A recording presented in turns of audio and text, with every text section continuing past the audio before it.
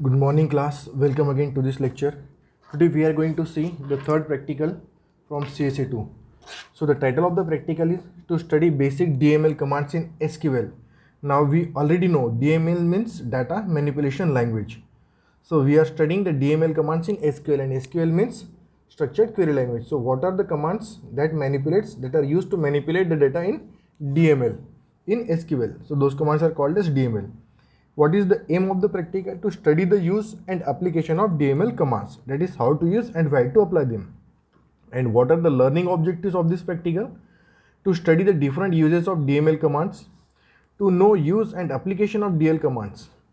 Different DML commands will study all the DML commands and use and application of those commands. And what are the learning outcomes?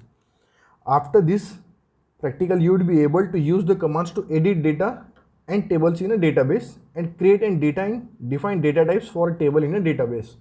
So you would be able to edit the data in the databases, in the tables in the databases, and you will be able to define the data types for the tables in databases. Now there are four important commands in DML, that is select, insert, update and delete. Now select command is used to read the records from a table. Insert, it is used to insert the records in a table. As the name itself indicates, insert means you are inserting the values in a table. Select, it is used to read the records from the table. Update, it is used to update the data in a particular table. And delete obviously is used to delete the record from the table. Now what are the requirements for this particular practical? You must just have the MySQL and you must have the SQL. When you have an SQL, then you can execute those commands. Now we'll see those queries one by one. So the first query is insert. This query is used to insert new values into the table. So query means this particular command insert, will write the query to insert the values. So what will be the value? Insert into table name values, column value _1, column 2 value. That means you have to write this query, insert into table name. So here the table name is student. Insert into student values. What are the values? 1, comma Amit, comma Amravati, and then telephone and then mobile number. We have already created a table in the previous practical, a table named student, wherein we are storing student ID, his name, his city and his mobile number. So here what is saying, insert into student, insert into the table. What are the values? In bracket we are writing the value 1, then comma we are writing Amit in inverted columns, then comma Amravati in inverted columns, and then comma, and then we are writing the mobile number. Now these are the values we are inserting. So when you insert the values, the columns that we have formed in the table, we have formed in this way: SID, name, address and mobile number. So first value 1, it will go into SID, Amit it will go into name, Amravati it will go into address, and mobile number it will, and this number it will go into mobile number. We have already formed these columns, we have already formed this table. Now in this table we have inserted these values. So when you have to just write the values, it is not required that you should mention the column name there, that is SID is equal to 1 or name is equal to Amravati. When you are providing the values, you can directly provide them. Now next one is insert into student. Now the second query, you can write it like this: insert into student S_ID name. Now you just want to insert name and ID. You do not want to insert all the values. All the values means student ID, name, address and mobile number. Here you have to just insert a student ID and value, a student ID and name. Only two columns, two attributes you have to insert. So there you have to specify what are the attributes, because if you just provide the two values, the table will not understand which two values you have to update. By default it will actually take the first two values, but if you have to provide for third, fourth value, then you have to specifically specify what are the values that has to be updated or that has to be inserted in which attribute, under which attribute you have to update those values. So into student SID name, values 2 and Amol. So here you can see the value is inserted, SID student ID, under that is 2, name that is Amol, and then as you have inserted nothing in address and mobile number, it is shown as null. Null means you haven't inserted any value in that particular column. So in this row under the column, in the second row under the column address or the attribute address, you haven't inserted any value, so it is showing it as null. Now third query is insert into student values 3 Ram Amravati 555, comma 4 Sham Akola 666 555 666 student and 5 Madhu Nagpur and this. Now you are directly inserting the values into 3 rows. So here you have inserted value in first row 1 Amit Amravati and mobile number. Here you have just inserted values in 2 columns, but you can insert multiple values simultaneously by this command, insert into student values. What are the values? 3 Ram Amravati 5555, this one. So this will be one row. Second row will be 4 Sham Akola 6666. So this will be the second row. The third row is 5 Madhu Nagpur and so on. So here you can see these values are being inserted. 3 Ram Amravati, this mobile number, 4 Sham Akola, this number, 5 Madhu Nagpur and this number. So these values are being inserted. So this is how you can use the insert command. You can insert either a single row, you can insert a value in a single column, you can insert multiple number of rows at the same time, you can insert value into one complete row. So all the operations, they are possible by this particular command insert, as in what you have to insert. Wherever you are inserting certain value in a row in limited columns and the rest of the columns you are not inserting any value, so it will take it as a null. So in the second row you are seeing, as you haven't provided any value for address and mobile number, it has taken those values as null. So this is the first command, that is the insert command. Now as you are inserting into the table, hence it is called as data manipulation command, because you have created a table using the detail commands. Now you are changing that table, that means you are inserting the value in that table, so it is called as DML. So here you already seen this particular output. Now when you perform this operation and you will get this kind of output. Now second is update. Update, this query is to modify the values into a table. Now here you can modify the value into a table. Now suppose you have inserted the value of Amravati and you have to change it to some other, suppose Nagpur, Bangalore, Mumbai, or you have to change the mobile number, or you have to change anything in the table. Then for that, once you inserted the values and now you want to change it, you want to update it, you do not want to delete the values, you want to update the values. So then you can use this particular command, update. Now the syntax for it is update, table name, set column name, value, where condition. Where condition means at which condition, at what place you have to write this particular update. So the query is like this, update student. So command is update, table name is student, set column name, which column you have to change, you have to make changes in the column address. Set address is equal to what address you have to set, Nagpur, its value. Where you have to change this address, where SID is 2. So in the row where SID is 2, you have to change the address, you have to make the new address as Nagpur. Whatever may be the initial, that is not required to mention. It is clearly mentioned that you have to change the value of the attribute address in the second row where ID is 2. So here you can see it will be executed like this. Here you can see in second, at the place of address, Nagpur is been added. Here you can see Nagpur is added in the second row. So this is how you use the update command. Here what you have said, the row where the SID is 2. So here the SID is 2. So here your address is updated and it is Nagpur. Now the next query is delete. So we easily understand the delete query, it is used to delete the values from the table. But again, to specify which value you have to delete, you have to use the where condition. Where condition means at what place you have to execute that particular command. So how will the database understand where you have to update the values? So for that you have to use this where condition. And in where condition, the values that you have provided at SID is equal to the attribute SID, it is a primary key. So we'll in the next practical again we'll see the concept of primary key. As we know, in every table there must be a primary key. And what is that primary key? It is a unique attribute. It is an attribute having unique values which will identify the particular row. So here it cannot be duplicated. A specific value you can, because the names can be similar in this table, the addresses can be similar, but the SID, it has to be different. The ID has to be different for every row. So with the help of ID you can identify the particular tuple or a particular record. So that is where is used for this primary key. Now the next is delete. So we'll see the query for delete. Delete from table name where condition. So where condition means where you have to delete, where you have to perform the delete operation. So delete from student where SID underscore S underscore ID is equal to 2. So here you have to delete where id is equal to 2. So sid is equal to 2 means this row where sid is 2, the name is Amit, the name is Amol, the address is Nagpur, and mobile number is null. So it will delete everything from that particular tuple.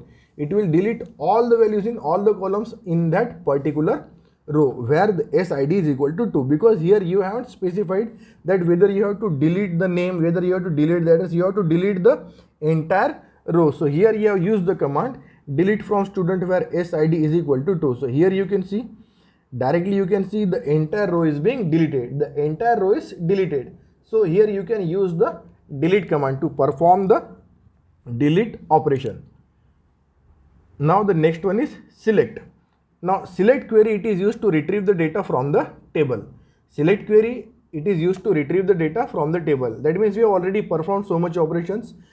In the previous practical, we have seen the DDL commands wherein using the create command, we have created a table, we have specified the data types, and the table we have created. Now the table student we have created. In this DML commands, we have inserted values into that particular student table by using the command insert. And then again we have updated value where it was required by using the command update. We have deleted some of the values in a particular row, or we have deleted the entire tuple or row by using the command delete.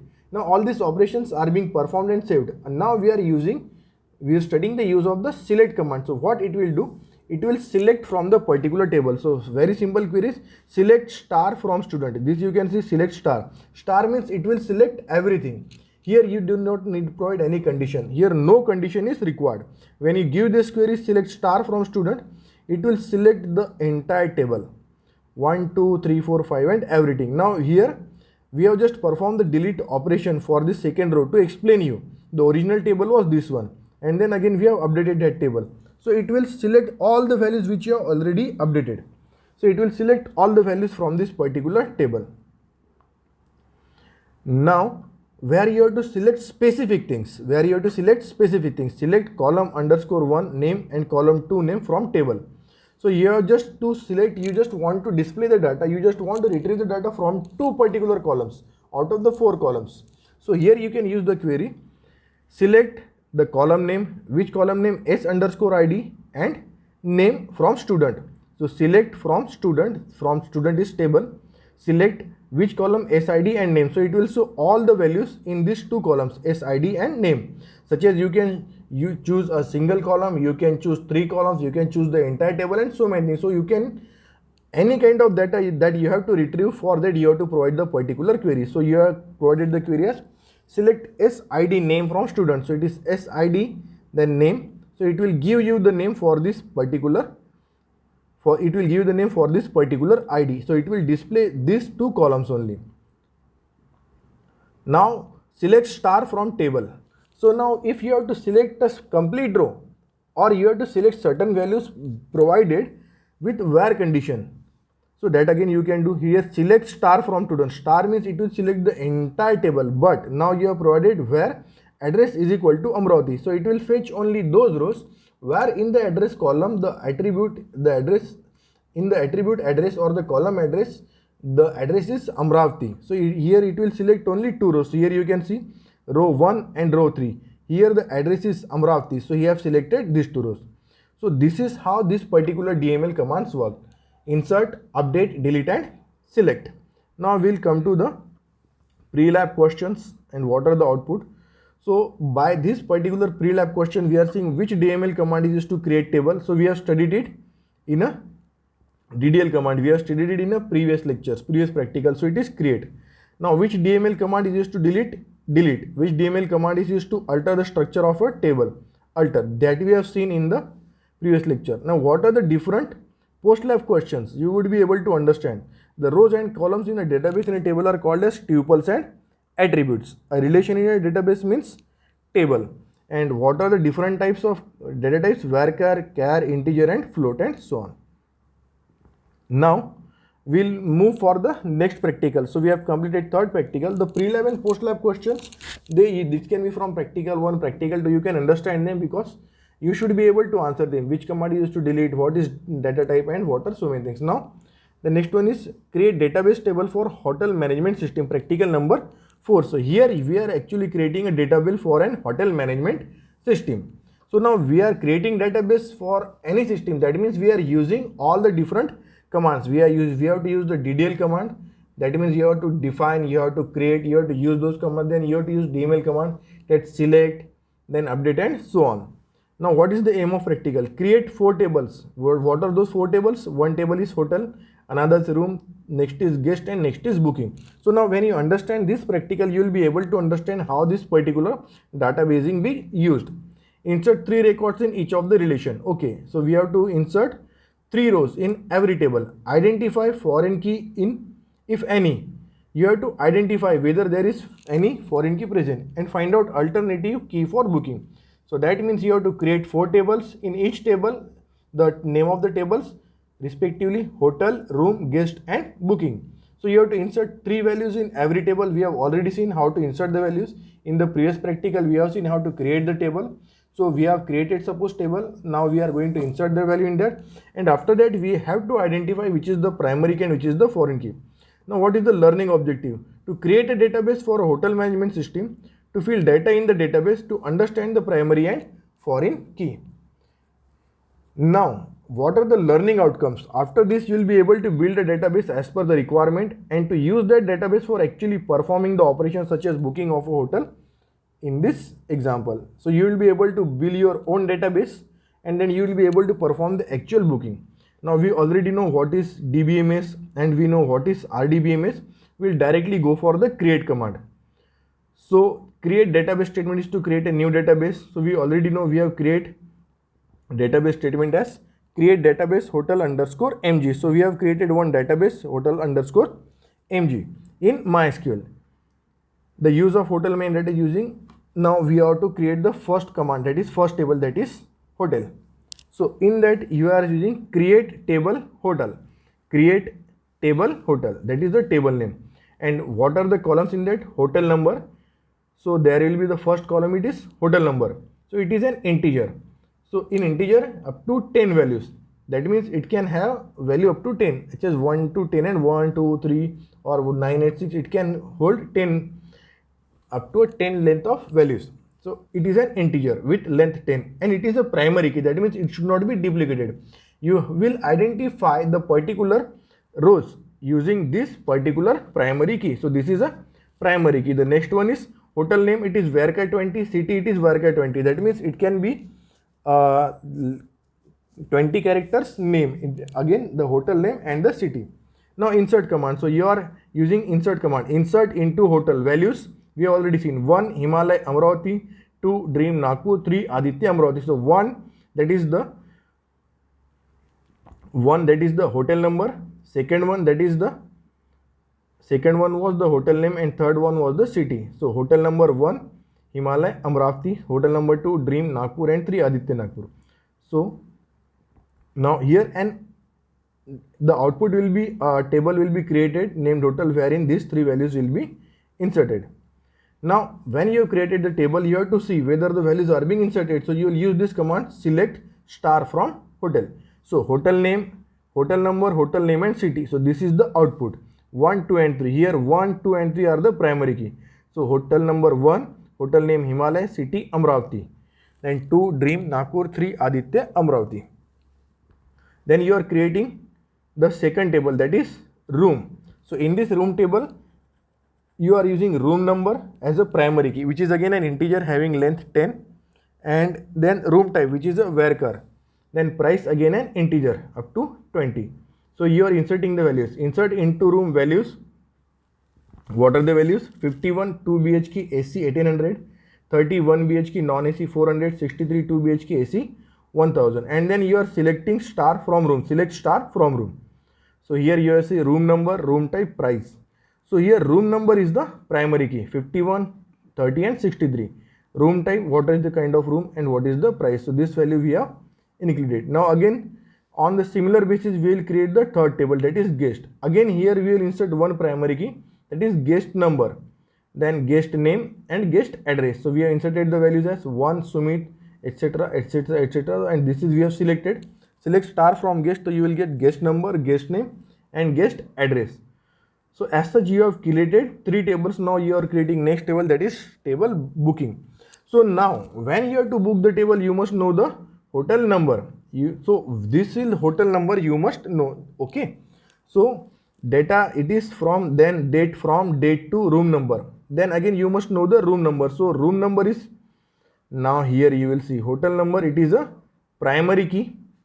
Then room number, it is 10, it is constraint foreign key. And hotel number, references, hotel number, constraint foreign key, room number, references, room number, and constraint foreign key, guest number, references, guest number. So now here you can see in this particular table the attributes that you are using. It consists of three columns: hotel number, guest number, date from, date to, and room number. Now with primary key, hotel number, guest number, and room number. So in the previous table you have used them as primary key. In one table the hotel number was primary key, in another table the guest number was primary key, and in third table room number was primary key. So here you are using all these values: hotel number, then you are using room number, and then you are using guest number. So all these are primary keys. Now you are using the primary keys from the three tables in this particular table. So they will be called as foreign key, because foreign key means it is a primary key at some place. Now in this way this particular above three tables will be related with this four tables, because in this four table we have the values which are in the previous table as primary keys. And what are those values? In the hotel table, the hotel number is a primary key. In the room table, room number is a primary key. In the guest table, guest number is a primary key. So here you are inserting the values. These are the values you are inserting. And after you select, you get hotel number, guest number, date from, date to, room number. So this is how you will get the particular data. Now here the values are not being shown, but this is how you will get the particular data. Now what is the foreign key? The foreign key is the one which is having the relationship which is a primary key in a particular table. So you can see hotel number is a book. The hotel number column in the hotel table is a primary key in hotel table. The hotel number going is a foreign key in the booking table. So in the value of primary key, which is a particular column which is a primary key in one table, and if it is again repeated in the next table, it is called as a foreign key. And thus these two are related: room number, guest number, and hotel number. These are the two foreign keys. Now we understand the concept of foreign key, primary key. In one table you are using one attribute, by which a unique attribute by which you are going to identify that particular table, particular row, that is called as foreign key. And you are using that same attribute into another column, another table, then it will act as a foreign key into the next table. In that next table, in first table it will act as a primary key, and second table it will act as a foreign key. So here in this example we have created three different tables: hotel, room, and guest. And in all these three tables there is one foreign key. Now we have created fourth table, that is booking, and we have used all these primary keys in that particular last table, booking. So they act as foreign keys over there. Now an alternate key is not selected as a primary key, it is a combination. Uniquely, and it is possible, so there can be a primary table. Now they not be unique still if it identifying the rows of a table. In hotel management relation booking table, hotel number, guest number, room number is primary key, and date from it is alternative key. That may not be unique, but still identify a row of the table. Now you can understand. You have used three primary keys in the last table, but date from and date to, they are not the primary keys, but still from date from and date to you can identify the table. Suppose you want to search the record as which rooms are booked for this particular date, and if you search date wise, you will get the information of the particular rooms booked on that date. But here you haven't provided the primary key, which was the hotel number, room number, and guest one. That means even without using the primary key and the foreign key, with certain attributes you are going to get the information that is called as alternative key in the table. That is called as alternative key in the table. So this is all about the particular table where you have created one database, hotel management system. Now just understand one thing: when you create two tables, then in that two table there must be some attribute common, so which would be primary key in the first and it will act as secondary key, foreign key in this, because if and only if there is specific attribute common, then you can relate and perform operations on this on these two tables. Combining the, you can perform combination of operations. There has to be certain unique attribute in one and it has to be again in the second table, so here it will act as a foreign key. Now what are the observations? So what are the requirement? Again MySQL, it is the only required. Now what are the pre-lab questions? What are the different commands in general used to require to build a database? DDL, DML and DCL. DCL we see in the next. This is data control commands. How can relation be established? By using primary key, foreign key and table. What are DCL commands? They are for data controlling. Data controlling. So data controlling is you have to grant permission, you have to revoke the permission, whether anybody can log in and update that table. So you are granting the permission like admin, or you are granting specific permission for booking. So that is called as data controlling. So those commands are called as DCL. What is primary key? It is defined as column or set of columns where each value is unique and identifies a single row from the table. Unique value. What is foreign key? It is a set of columns in one table that references the primary columns in another table. Exactly. In one column it is a primary key and it is used in the second column, so it references that particular primary key, so it is called as foreign key. Importance of keys: they are used to identify two rows, because two rows cannot have same value and again they cannot be null. So what is the condition for a primary key? Its value cannot be null and it cannot be same in two different rows. So it is a unique value and it is not null, so it is there. If you say something as primary key, you must have to provide a unique value to that particular thing. Foreign key is used to maintain relationship between two tables. Primary key of a table acts as a foreign key in the other table. Now what is the conclusion? We have successfully created a database for hotel management system, and now with this particular commands we have successfully created a database hotel management system. So this is where we end our fourth practical. In the next practical we'll study the extended entity relationship. We already know what do you mean by entities, we have seen them a lot, so we'll study it in the next lecture. Okay then, till then, thank you class, good day, Jai Hind.